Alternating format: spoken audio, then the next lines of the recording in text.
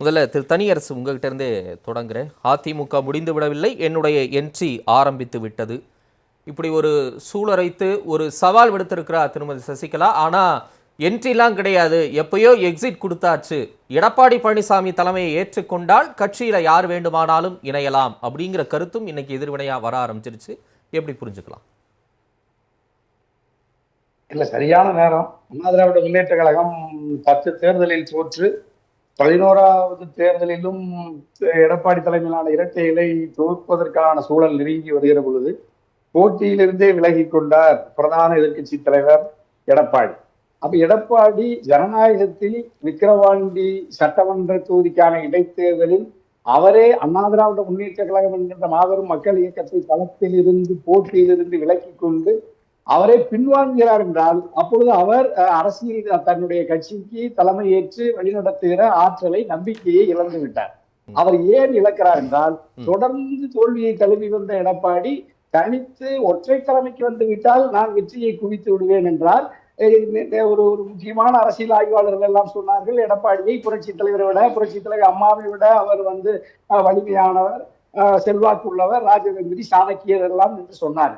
ஆனால் அவர் தனித்து பொறுப்பேற்ற பிறகு ஈரோடு இடைத்தேர்தலில் ஒரு மிகப்பெரிய வெற்றியை எதிர்பார்ப்பார் என்று அவதானித்த பொழுது மாபெரும் தோல்வியை சாதாரண காங்கிரஸ் கட்சியிடம், கை சின்னத்திடம் தோற்று போனார். அது என்ன சாதாரண காங்கிரஸ் கட்சி? காங்கிரஸ் கட்சி தானாங்க. ஐயா, தமிழ்நாட்டுல காங்கிரஸ்ங்கிற கை சின்னத்தை கூட எதிர்த்து போட்டியிட்டு வெற்றி பெற முடியாத அளவிற்கு எடப்பாடியுடைய அதிமுக தாழ்ந்து கிடக்கிறது. அது மட்டுமல்ல, இல்ல செல்வி ஜெயலலிதா சந்திக்காத தோல்வி இல்லையா? அவங்களே 2009 நடந்த 5 தொகுதி சட்டமன்ற இடைத்தேர்தலை புறக்கணிச்சிருக்கிறாங்க. பின்னாடி திருச்செந்தூர் வந்தவாசி இடைத்தேர்தலில் மீண்டும் களம் கண்டிருக்கிறாங்க. செல்வி ஜெயலலிதாவே அப்படி பண்ணியிருக்கும் போது எடப்பாடி பழனிசாமியும் அந்த வழி ஒரு இடைத்தேர்தலை புறக்கணிக்கிறார். அவ்வளவுதானே? இதுல உடனே பெரிய அளவுக்கு ஆளுமையை இழந்து விட்டார்னு சொல்லணுமா என்ன? அம்மா புரட்சி தலைவி அம்மா அப்படின்னா அவங்க ஒரு ஒரு ஒரு சிங்கத்தை போன்றவர். அப்படித்தான் நாங்க அப்படித்தான் ஒரு பிம்பத்தை காட்டுவோம் அவங்கள. ஒரு வீரத்தின் விளைநிலமாக, தியாகத்தின் விளைநிலமாக, அண்ணா திராவிட முன்னேற்ற கழகத்தின் ஒட்டுமொத்த மக்கள் சமூகத்தினுடைய பேராதரவை பெற்ற தலைவி அரிமா சிங்கம்னு காட்டுவோம். அப்ப இந்த சிங்கம் இடைத்தேர்தல போய் ஒரு சாதாரண கட்சிகளிடத்துல போட்டியிட வேண்டாம்னு அமைதியா குகையில் இருக்கிறது, அது ஒரு கௌரவம் அது. ஆனா எடப்பாடி 10 முறை தோற்று போய் 11வது தோல்விக்கு தயாராக இல்லாமல் அஞ்சி ஒதுங்கி விலகி தப்பித்து தலைமறைவாகிறார். அப்ப நீங்க புரட்சி தலைவி அம்மாவோடு எடப்பாடியும் ஒப்பிட முடியாது. ஒரு தேர்தலை தோற்பார் புரட்சி தலைவி அம்மா, 2வது தேர்தலில் வெற்றி பெறுவார். 1996 வெறும் 4 இடங்களை வென்றார். பாட்டாளி மக்கள் கட்சியில் 4 இடங்கள் வென்றது. புரட்சி தலைவி அம்மாவை தோற்றார். 2 ஆண்டுகளில் 1998 மத்திய அரசாங்கத்தை, வாஜ்பாய் அரசாங்கத்தை நிர்மாணிக்கிற இடத்திற்கு தமிழ்நாட்டில் மிகப்பெரிய வெற்றியை கூட்டணியை அமைத்தார், வெற்றி பெற்றார். 99 வெற்றி பெற்றார். 2001 ஆட்சி அதிகாரத்தையே கைப்பற்றினார். அதே மாதிரி தான் 2004 தோற்றார். 2006 பிரதான எதிர்கட்சி, 2009 9 நாடாளுமன்றம், 2011 ஆட்சி அதிகாரம், 2014 வரலாற்றில் எப்பொழுதும் இல்லாத அளவுக்கு இரட்டைகளை தனித்து நின்று 37 தொகுதிகளில் வெற்றி, 2016 தனித்து நின்று எந்த கட்சியோடு கூட்டணி இல்லாமல் அறுதி பெரும்பான்மையோடு ஆட்சி அரியணையில் அமர வைத்தவர் புரட்சி தலைவி அம்மா. அப்ப எடப்பாடியோடு நீங்க எப்படி போய் புரட்சி தலைவி அம்மாவையோ இல்ல, இப்ப நீங்க சொல்றதுல இருந்தே நான் ஒரு கேள்வியை கேட்கிறேன். இப்ப 2004 40க்கு 40 தொகுதிகளை அதிமுக இழந்தது பெரும் தோல்வி அதிமுகவுக்கு 1. 2006 சட்டமன்ற தேர்தலில் வெற்றி பெற முடியல 2. அப்ப உள்ளாட்சி தேர்தல் நடந்தது, அப்பையும் வெற்றி பெற முடியல 3. 2009 தமிழ்நாட்டில் 27-12 தொகுதி அதிமுக கூட்டணியோடு சேர்த்து வெற்றி பெறுது, அப்ப தோல்வி. 2011 ஒரு பெரிய வெற்றியை பதிவு செய்து மீண்டும் ஆட்சியை பிடிக்கிறாங்க. அப்ப 4 தோல்வியே செல்வி ஜெயலலிதா சந்திச்சிருக்கிறாங்க. அப்ப 5வதா சட்டமன்ற இடைத்தேர்தலை அவங்க புறக்கணிக்கிறாங்க. அப்படின்னா இப்ப 4 தோல்வியை சந்திச்சிருக்கிறாங்க செல்வி ஜெயலலிதா. அதனால கட்சிக்கு வேறு தலைமை வேணும்னு அப்ப யாராவது பேசுனாங்களா? பேசல. அப்ப எடப்பாடி பழனிசாமியை திட்டமிட்டு இப்படி நீங்க ஒரு காய் நகர்த்தல் கொண்டு வர்றீங்களா? இல்ல தமிழரசனையா, நீங்க ஒரு மூத்த நெறியாளர்.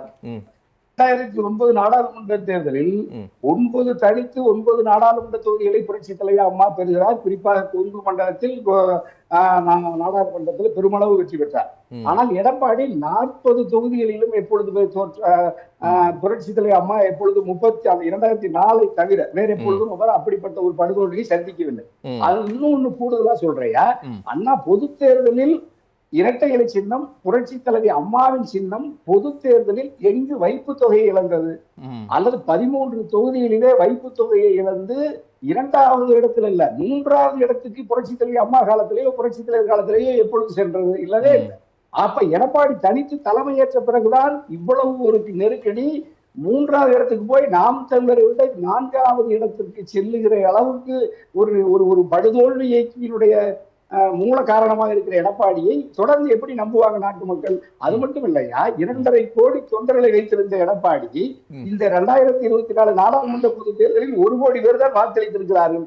1,50,00,000 பேர் அதிமுகவுடைய வாக்காளர்களே, அதாவது தொண்டர்களே இரட்டை இலை சின்னத்திற்கு வாக்களிக்கல. இது எங்க பொங்கலூர் மணியண்டனோ எங்க கலையை எப்படி மறுப்பாங்க?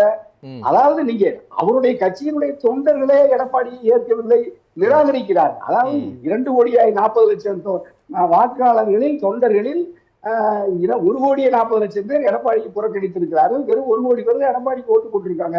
அப்படின்னா தொண்டர்களே ஓபிஎஸ் சின்னமா டிடிவியை தான் ஆதரிக்கிறார்கள்.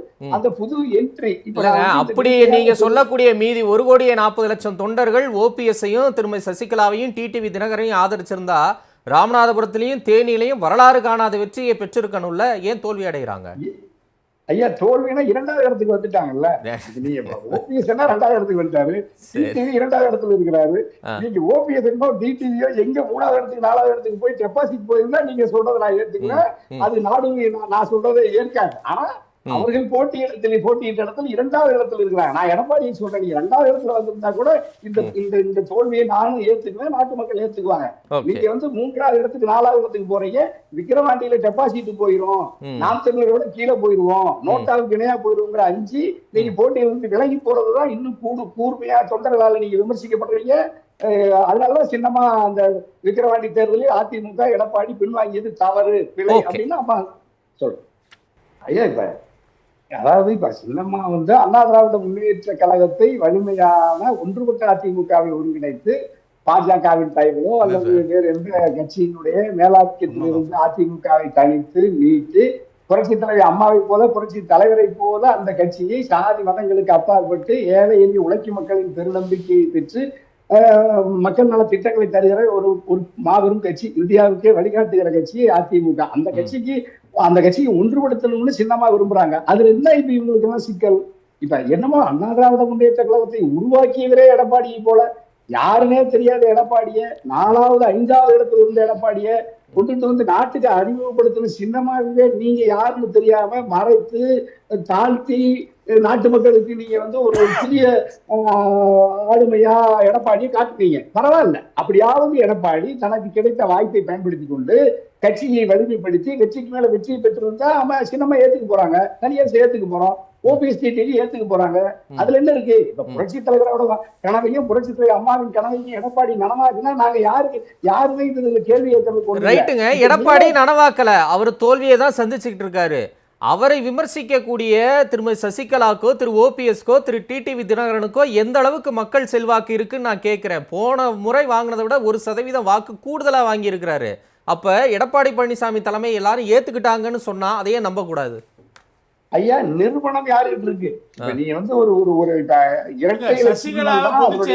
ஓபிஎஸ் ஏத்துக்கிட்டாருங்க சொல்லுங்க. சசிகலாவை பொதுச் செயலாளர் ஓபிஎஸ் ஏத்துக்கிட்டாரா? சரி சொல்லுங்க. இபிஎஸ் ஏத்துக்கிறது பிறைய வச்சுக்கிருவோம். ஓபிஎஸ் ஏத்துக்கிட்டாரா சொல்லுங்க. சரி அதை மட்டும் சொல்லுங்க. நீங்க பதிலே சொல்ல மாட்டீங்க. நானும் கேட்டுட்டு இருக்கிறேன், யாரும் பதில் சொல்றது. சரி, அவர் சொல்லட்டும். சசிகலாவை ஓபிஎஸ் பொதுச் செயலாளரா ஏத்துக்கிட்டாரா? சொல்லுங்க தனி. அதுக்கு மட்டும் பதில் சொல்லுங்க. ஏத்துக்குவாரா? எப்ப? ஆனா நீங்க எடப்பாடி ஏத்துக்குறாரு அல்ல நான் ஓபிஎஸ் ஏத்துக்கிட்டு கோர்ட்ல அஃபிடவிட் தாக்கல் பண்ணிருக்காரு. இப்ப நீங்க ஆனா ஓபிஎஸ் ஏத்துக்க சொல்றேன். இப்ப ஒரு 5 நிமிஷத்துல போன் பண்ணி சொன்னா ஏத்துக்குவாரு. இங்க எடப்பாடி கண்ட்ரோல்ல இருக்காரு அவரு. ஓபிஎஸ் கண்ட்ரோல் வச்சிருக்கீங்க நீங்க. பரவாயில்லைங்க. அவர் பேச சாதாரண ஆள் நினைச்சீங்க. நீங்க கொங்கு இளைஞர் பேரவை தலைவர் நினைச்சு நீங்க கொங்கு முதியோர் பேரவை தலைவர் இருங்க. 5 நிமிஷத்துல நம்ம வாழை முடிச்சு லைவ்லயே ஓபிஎஸ் ஒரு நிமிஷம் அவர் பேசட்டுங்களே. அல்ல அதாவதுன்னா இப்ப பொதுச் செயலாளர் பொறுப்புங்கிறது இப்ப அண்ணா ஓபிஎஸ் எப்படி ரொம்ப கவனமா பக்குவமான அறிக்கை கொடுத்தாரு. அதாவது எந்த தியாகத்தையும் நான் செய்யறதுக்கு தயாரா இருக்கிறேன், கட்சியை கைப்பற்றுவது நோக்கமாக இருக்கக்கூடாது, கட்சியை காப்பாற்றுவதுதான் நம்ம அனைவரும் உங்களுக்கு எல்லாம் இடம் இல்லாம போச்சு, வேற வழி இல்லாம போச்சு, அந்த நிர்பந்தம் தான் இப்படி எல்லாம் அறிக்கை விட வைக்குது, இல்ல பேச வைக்குது அப்படிங்கறதா விஷயம். இருங்க இருங்க எனக்கு பதில் சொல்லுங்க. சரி இருங்க அவர் பேச. பாஜக விட்டுட்டு வருவாரா? கலை ஓபிஎஸ் பாஜக விட்டுட்டு வருவாரா? கலை இருங்க அவர் பேசட்டும். கூடவே பாஜக கூட்டு வருவாரு. பின்னாடி பாஜக பின்னாடி வேஷ்டியை பிடிச்சி துண்டை பிடிச்சி பின்னாடி இருங்க. என்ன கலைனா நீங்க அதிமுக கட்சி ஒன்றுபட கூடாதுன்னு நீங்க தான் பறக்குறீங்க.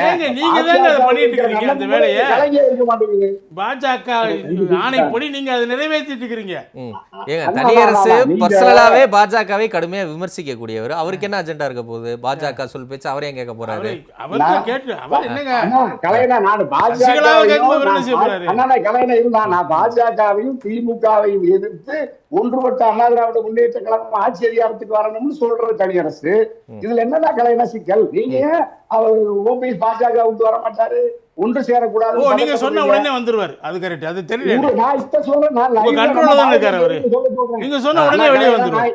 பாஜக பாஜக போன் விட்டு நீங்க உங்க எடப்பாடி போன் பண்ணி சொல்லுங்க. ஏன்னா நீங்க எடப்பாடி என்ன பெரிய 100 வருஷமா பொதுச் செயலாளரா இருந்தாரா? அம்மா உருவாக்குன அரசுக்கு நாங்கெல்லாம் சேர்ந்து முதலமைச்சரை குளிப்பாட்டி போற வச்சிருந்தா நீங்க 1000 வருஷமா பெரிய பேரரசர் சசிகலா